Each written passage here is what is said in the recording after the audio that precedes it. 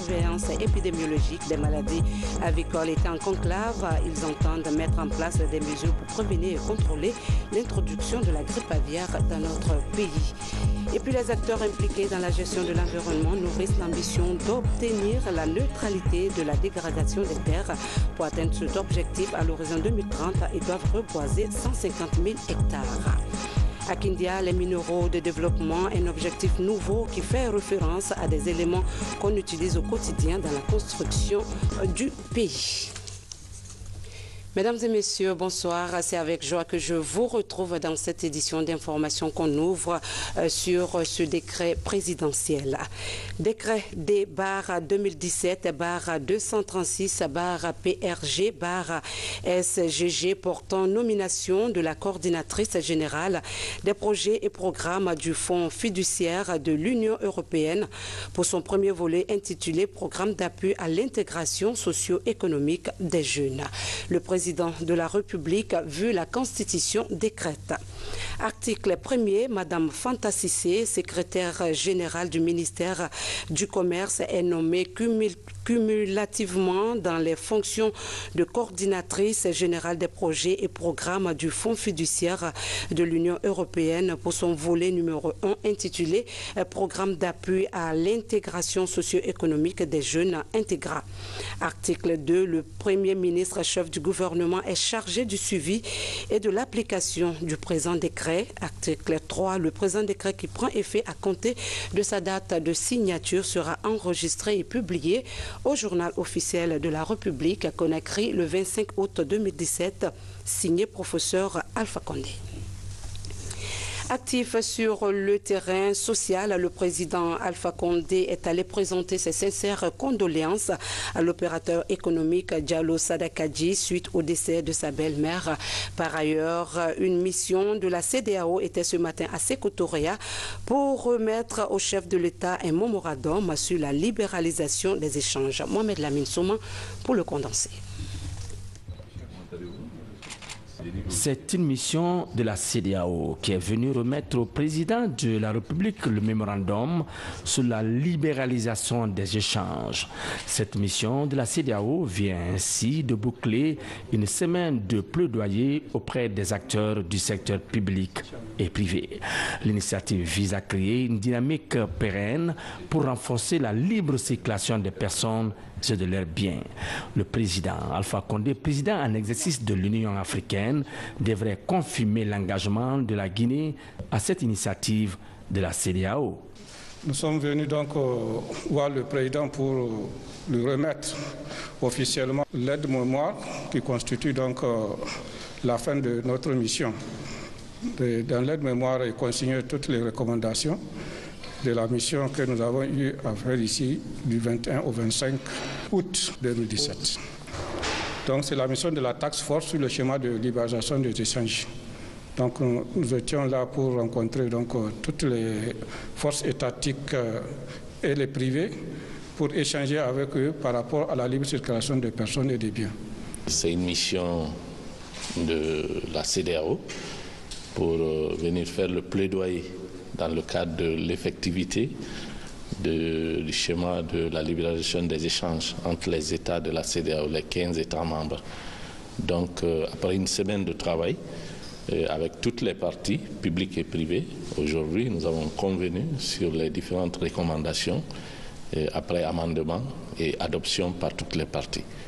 Donc, aujourd'hui, au terme de la mission, il revient à la Guinée de s'engager, de faire en sorte que le schéma de libération des échanges soit effectif dans notre pays. Et donc c'est une mission de plaidoyer, une mission de haute valeur, de haute importance, qui est venue aussi rendre compte au chef de l'État pour témoigner aussi de la volonté politique du chef de l'État qui nous a accompagnés et qui a accepté de soutenir en tant que président de l'Union africaine, de faire en sorte que la Guinée puisse être au devant de l'effectivité de ce schéma de libération des échanges. En début d'après-midi, le président Alpha Condé s'était rendu au domicile de Diallo Sadakadji. Cet opérateur économique guinéen a perdu un des membres de sa famille en début du mois. Il s'agit de Hadja Binta Diallo, à l'âge de 78 ans. En mission d'État à l'extérieur, le président Alpha Condé avait fait dépêcher une mission au domicile de Diallo Sada Kandji. Ce vendredi, le chef de l'État s'est lui-même rendu au domicile de Diallo Sada Kandji pour lui témoigner de sa compassion, son soutien et sa solidarité. Des prières ont été dites pour le repos de l'âme de la défunte. Et puis ce communiqué émanant de l'Assemblée nationale. L'Assemblée nationale a le profond regret d'annoncer à son Excellence, Monsieur le Président de la République, au Premier ministre, aux membres du gouvernement, aux honorables députés et au personnel parlementaire le décès de l'honorable El Hadj Dinos Diafodé Kamano, député uninominal du RPG Arc-en-Ciel de Guékédou, décès survenu le 25 août 2017 à l'hôpital sino-guinéen de Kipé des suites de longues maladies. À cette douloureuse circonstance, l'Assemblée nationale présente ses condoléances attristées à la famille éplorée et à sa formation politique, le RPG Arc-en-Ciel. Un symposium sera organisé à l'honneur de l'illustre disparu au Palais du Peuple de 10h à 11h30. Les parents sont priés de rester en place à Guékédou où l'enterrement aura lieu. La suite du programme fera l'objet d'un communiqué ultérieurement. Prions pour le repos de l'âme de l'illustre regretté honorable El Hadj Dinos Diafodé Kamano. Amen. Le 25 août 1958, la Guinée se fait connaître au monde. L'un de ses fils leaders, Feu Ahmed Sékou Touré, déterminait le destin de la Guinée dans un discours les plus retentissants de l'histoire. Il ébranle l'empire colonial français et ouvre ainsi la voie aux indépendances sur le continent africain. Dans ce discours légendaire, la célèbre phrase « Il n'y a pas de dignité sans liberté. Nous préférons la pauvreté dans la liberté à la recherche dans l'esclavage » a fait le tour du monde et bercé l'adolescence de plusieurs générations. Aboubacar Kamara et Habib Thiam reviennent sur ce discours historique.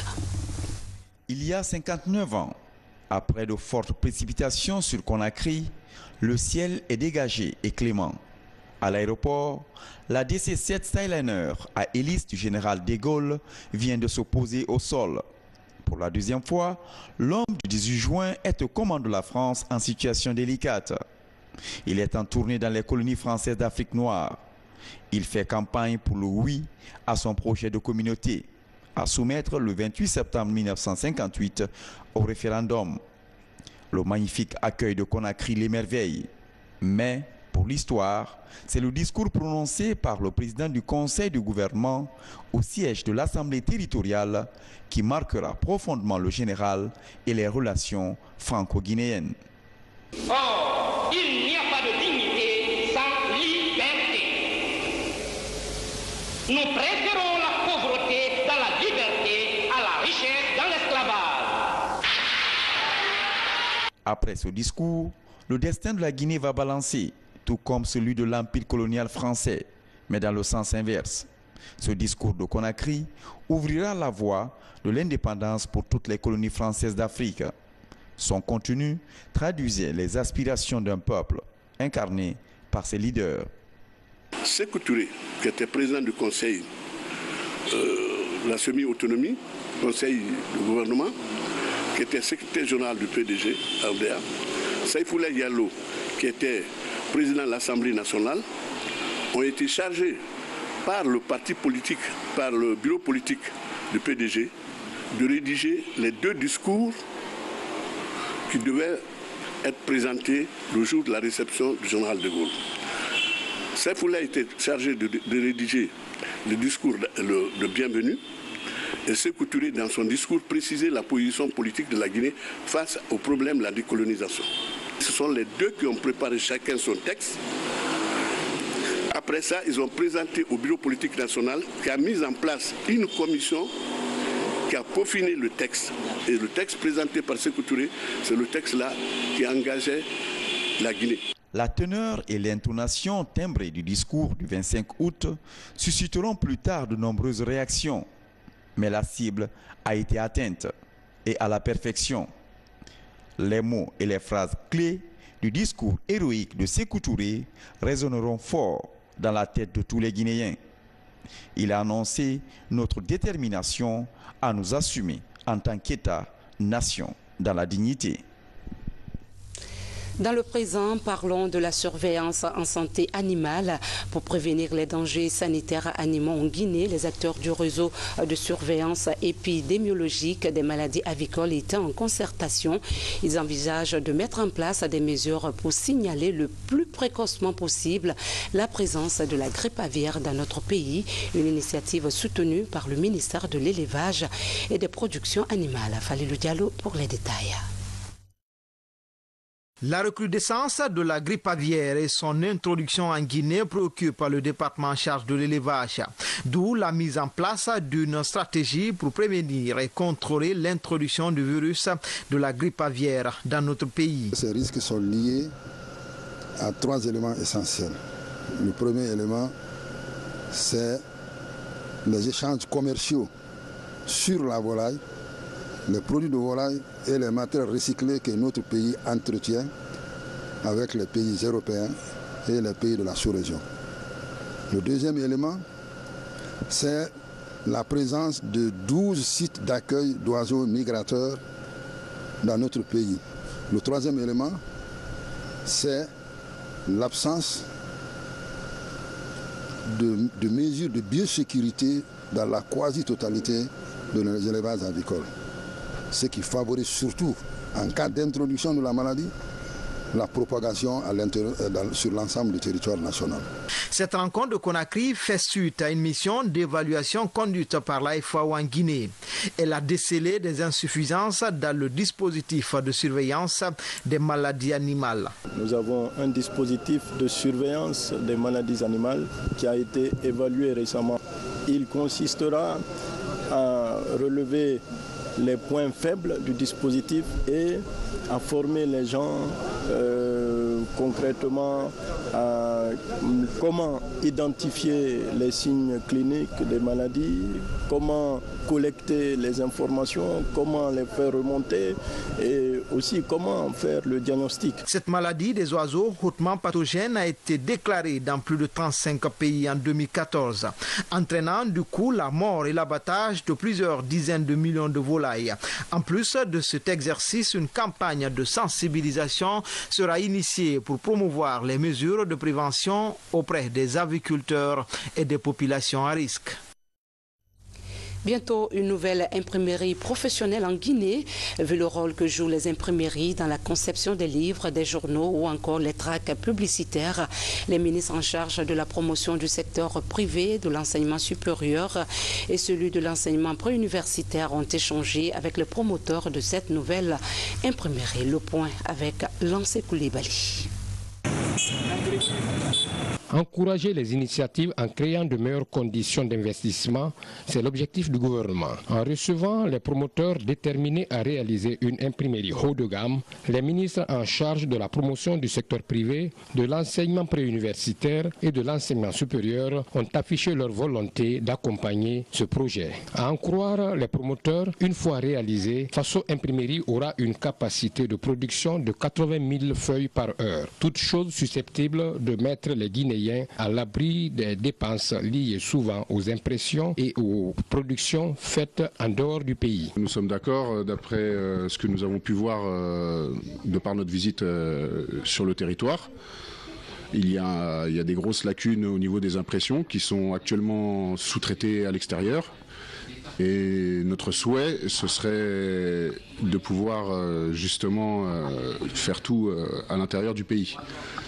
Voilà, que ce soit pour donc les élections qui sont à venir, que ce soit pour les manuels scolaires, que ce soit pour les documents sécurisés, la production de cahiers aussi pour l'éducation nationale, qui en a apparemment besoin tout au long de l'année. Les ministres ont tous rassuré de leur soutien à la réalisation de ce projet. En tant que ministre en charge de la promotion du secteur privé, il était de mon devoir de les recevoir pour leur expliquer quels sont les avantages qu'ils pourraient tirer d'investissements supplémentaires dans leur entreprise et qu'est-ce que l'État offre pour accompagner le secteur privé afin qu'il puisse s'épanouir et qu'ils puissent développer les activités en Guinée.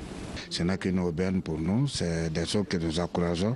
Et encore une fois, mon département est déjà à leur disposition pour toute collaboration dans le cadre de l'équipement et dans le cadre de la fabrication et l'élaboration des documents pédagogiques et administratifs. Par ailleurs, les différents concours liés à l'enseignement technique et professionnel au compte de l'année 2017-2018 sont pour très bientôt. Les inscriptions ont débuté depuis le 15 août dernier à l'École nationale des arts et métiers pour la région de Conakry. Et déjà 2000 candidats se sont fait inscrire pour les types A et B. Voyons le déroulement de ces inscriptions avec nos reporters Moussa Komara et Maurice Sidibé. Les candidats pour le concours d'entrée aux écoles professionnelles prennent d'assaut l'ENAM. Sac au dos, dossier à main, ils se dirigent vers les différentes commissions pour s'inscrire. Niveau baccalauréat pour certains, brevet d'études pour d'autres. Après plusieurs tentatives infructueuses au baccalauréat, Sidouba Yatara décide d'avoir une carrière professionnelle. Au lieu de rester dans la vie sans rien faire, pourquoi je me suis engagé de faire une école professionnelle? Juste avoir un diplôme et aussi une formation digne de nom. C'est ça, en train de servir ma nation un jour. Contrairement à Sidouba Yatara, Tengiano Sassiro, lui, a déjà son diplôme d'études supérieures en gestion hôtelière. Il est cependant fasciné par la santé communautaire. Pour moi, il me faut une carrière. Et la carrière, pour ça, il me faut assez de formation. Parce que l'emploi est là, mais je pense que la formation précède l'emploi. Et si je suis bien formé, je suis sûr que j'espère avoir un bon boulot. Dans un monde dominé par le chômage, la formation technique professionnelle se présente comme une solution. Mawa Milimono l'a vite compris. La cinquantaine est révolue, elle vient de se renseigner pour ses enfants dont la plupart sont déjà titulaires d'un diplôme universitaire. Tout le monde ne peut pas faire l'université. Il est important qu'ils soient des professionnalistes parmi les cadres guinéens. C'est pour cela que j'ai certains qui ont fini l'université. Je veux que d'autres fassent les écoles professionnelles. Pour les encadreurs, toutes les dispositions sont prises pour le succès de ce concours. 8 commissions sont mises en place pour les types A et B afin d'éviter le désordre. En matière d'inscription, cette année, nous avons instauré obligatoirement que chaque candidat soit muni d'une carte, d'inscription qui sera mentionné son PV, et prénom et nom, l'école qu'il veut faire et le nom de ses parents. Ça, c'est pour empêcher qu'il y ait conflit de PV à la proclamation des résultats. Les filières techniques comme la chaudronnerie, la mécanique ou encore l'électricité bâtiment sont les plus convoitées par les candidats. Après 2 semaines d'inscription, 2000 candidats, dont 840 pour le type A, entendez niveau brevet, sont enregistrés dans la région de Conakry. Le dépôt des dossiers de candidature se poursuit jusqu'au 31 août prochain et le concours est prévu pour le 4 septembre. Dans l'actualité également, les acteurs impliqués dans la gestion de l'environnement sont à pied d'œuvre pour l'obtention de la neutralité de la dégradation des terres. Pour atteindre cet objectif d'ici 2030, 150 000 hectares doivent être reboisés. Selon des statistiques, près de 3% de la superficie de la Guinée sont dégradés. Ousmane Ba. Des études démontrent que sur une période de 10 ans, près de 3% de la superficie de la Guinée sont dégradées. La culture sur brûlis, la carbonisation et l'urbanisation anarchique sont les principales causes de ce phénomène.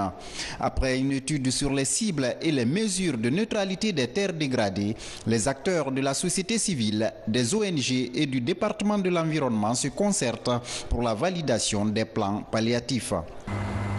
Le but de cet atelier étant de faire valider par les partenaires la ligne de référence, les cibles et les mesures pour l'atteinte de la neutralité de dégradation des terres en Guinée, identifiées par le groupe de travail national. Qu'est-ce que nous voulons avec la neutralité de la dégradation des terres? Que les superficies restaurées soient égales ou supérieures aux superficies dégradées. La mise en œuvre de la neutralité de la dégradation des terres, NDT, requiert une stratégie.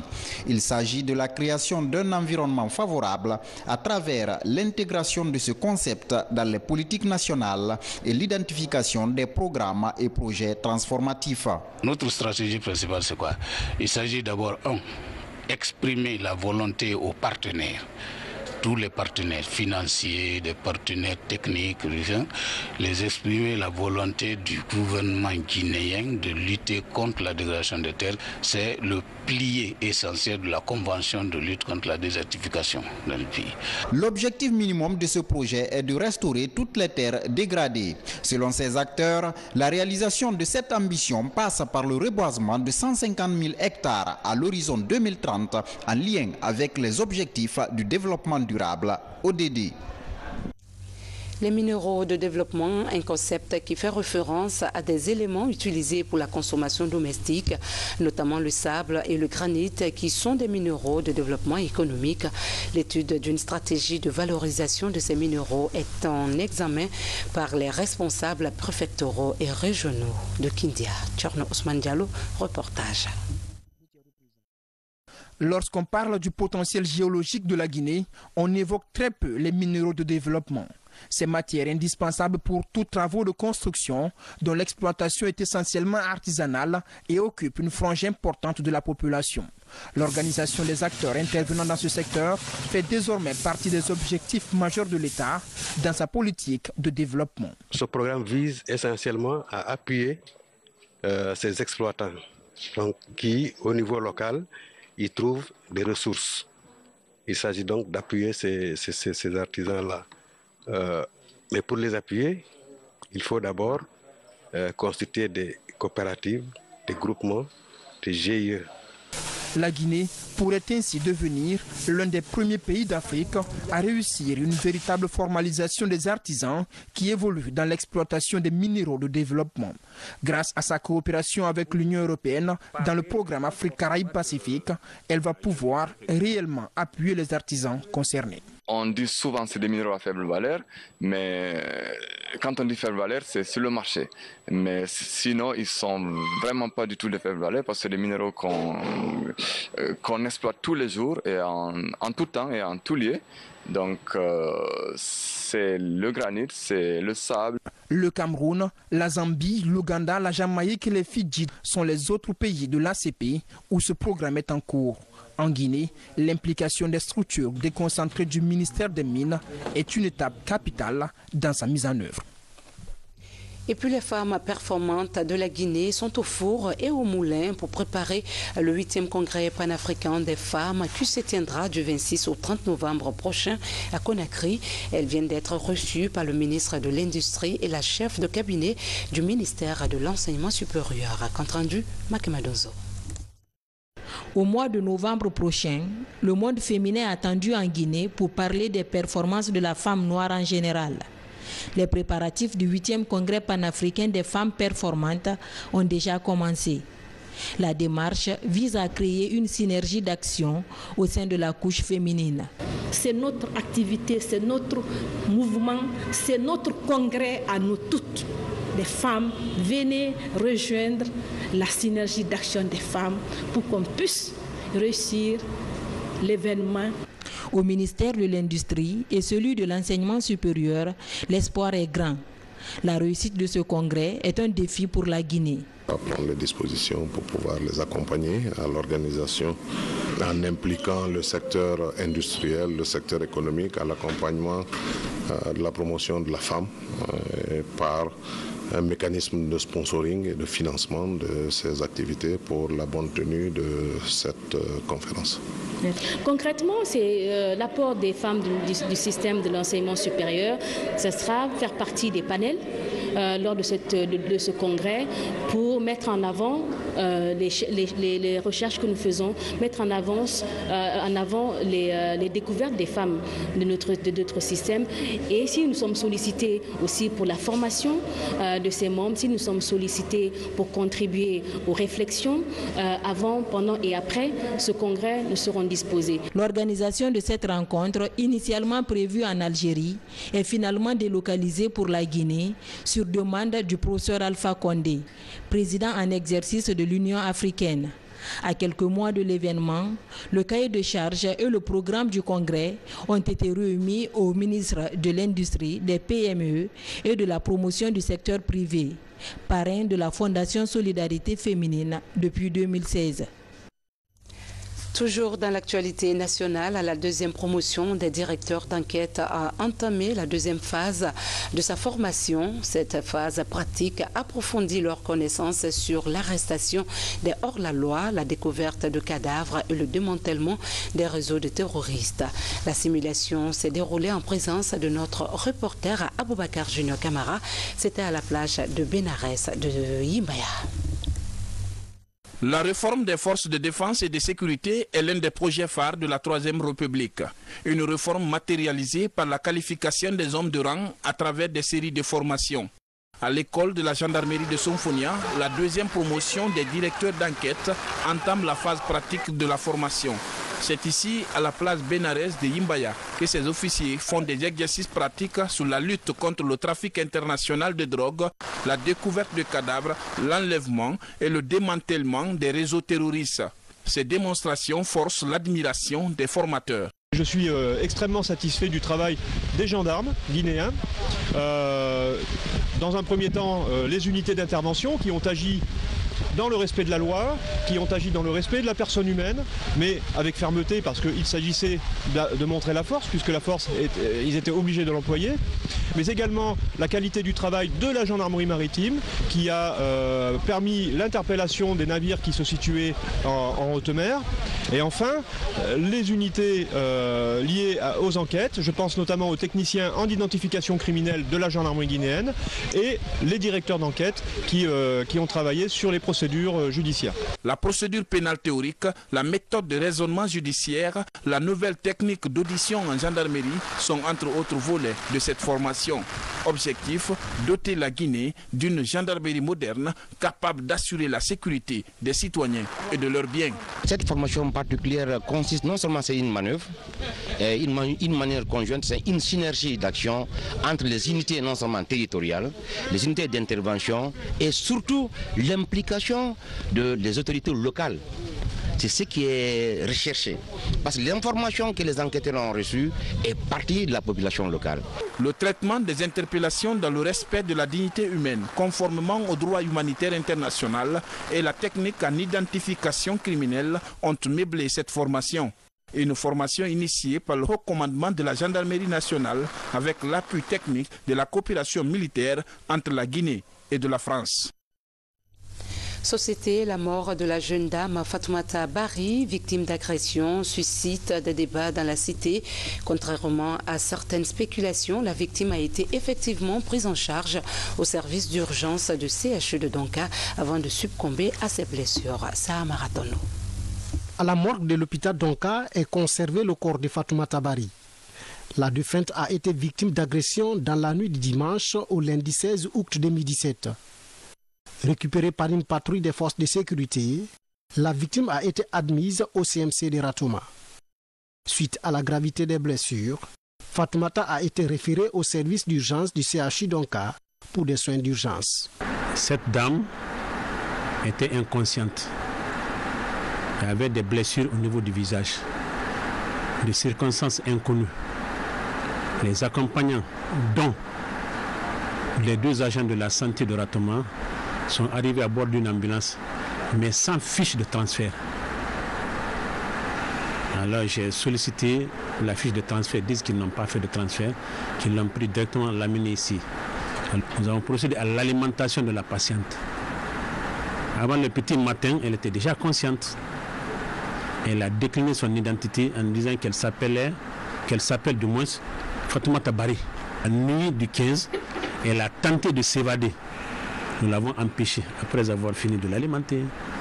Elle a tenté de s'évader. Nous l'avons empêchée. Elle est restée avec nous jusqu'au lendemain matin, c'est-à-dire le 16. Le 16 matin, à 6h30, elle s'est évadée à partir d'une des fenêtres de sa salle d'hospitalisation. Après quelques jours de recherche, la patiente est repérée et ramenée d'urgence à Donka. Soumise de nouveau à un traitement, Fatoumata succombe de ses blessures. Le samedi, la malade a été ramenée en urgence pour encore bénéficier d'autres soins spécialisés. Puisqu'ils ont vu qu'elle avait encore des blessures qui persistaient. Mais ils ont demandé cette fois-ci qu'elle soit vue par le service de chirurgie maxillofaciale. Elle était maintenant surinfectée dans un tableau vraiment de septicémie. Et vraiment, pratiquement, elle est arrivée dans le coma. Moi, j'ai aussitôt demandé qu'elle soit transférée en soins intensifs aux urgences.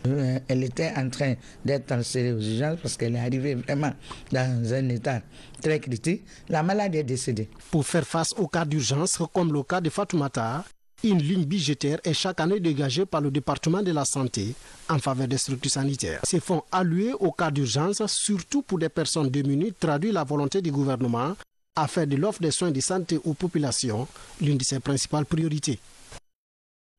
Dernier virage de cette édition, création d'une section française au complexe scolaire Amadou Sylla. La section Simone Veil s'ajoute à la section guinéenne, à toute chose qui offre une meilleure formation aux enfants. C'est un public reportage signé Fatoumata Diallo.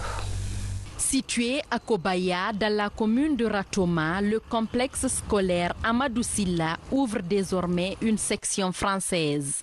La section Simone Veil vient renforcer celle guinéenne. Pour la rentrée scolaire 2017-2018, cet établissement d'enseignement préuniversitaire se veut plus performant pour un meilleur encadrement des élèves. Le groupe scolaire possède déjà des sections guinéennes. Les sections françaises, comme vous le savez, sont des sections dont l'objectif est la diffusion du programme scolaire français, officiel de l'éducation nationale française, et la passation des diplômes français reconnus dans le monde entier, comme le brevet et le baccalauréat. Avec 25 salles de classe, ce temple du savoir est aussi doté d'une infirmerie, d'une salle informatique, d'art plastique, de musique et d'une bibliothèque avec des manuels pour tous les niveaux. Une cantine et un aire de jeu viennent rehausser le nombre des infrastructures d'accueil de cette école. Le recrutement de l'équipe pédagogique qui a été particulièrement soigné. Les professeurs viennent de différents horizons mais ont tous des diplômes reconnus qui sont bien réels. Une expérience pédagogique dans le domaine de l'enseignement des sections françaises et un engagement affirmé pour la réussite des élèves. La section française du complexe scolaire Amadou Sylla de Kobaya réunit 4 cycles, à savoir la maternelle, l'élémentaire, le collège et le lycée. Avec cette nouvelle section, l'établissement compte développer les méthodes modernes d'apprentissage pour former une élite capable de relever les défis de l'heure. Mesdames et messieurs, c'est la fin de cette édition. Merci de nous avoir suivis. Excellent suite de programme sur la chaîne qui a pour mission de vous servir. Que la paix de Dieu soit chez vous. Bonsoir à tous.